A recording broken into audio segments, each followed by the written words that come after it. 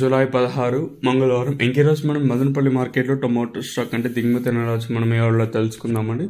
తెలుసుకునే ముందు మీరు ఈ వీడియోని లైక్ చేయకపోతే లైక్ చేసేయండి. మెయిన్ ఇంకా నేను ఎక్స్పెక్ట్ చేసేది కేవలం ఒక లైక్ ఒక సబ్స్క్రైబ్ మాత్రమే నేను ఎక్స్పెక్ట్ చేశాను.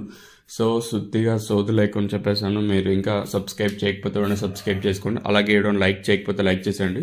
మీకు కుడి చేతి పక్కనే సబ్స్క్రైబ్ బటన్ అనేది ఉంటుంది, ఎర్ర కలర్లో ఉంటుంది. సో సబ్స్క్రైబ్ చేసుకోండి. ఇంకా విషయానికి వస్తే తెలిసిందే కదా, మదనపల్లి మార్కెట్లో సుమారుగా ఒక 29, 31, 32, 33 అయితే ఉన్నాయి.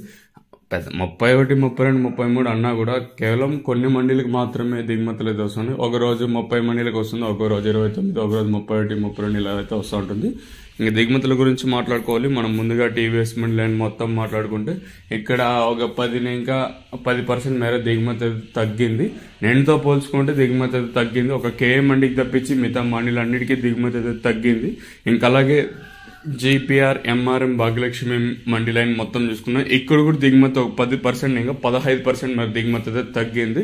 ఆల్గా చూసుకుంటే మనం టీవీఎస్ మండీ పాతాళం స్టార్టింగ్, అలాగే GPR, MRM, Bhagyalakshmi mandi line మొత్తం అంతా మాట్లాడుకున్నట్టయితే ఒక 15%, ఇంకా 20-25% మేర మళ్ళీ దిగుమతి అనేది తగ్గింది.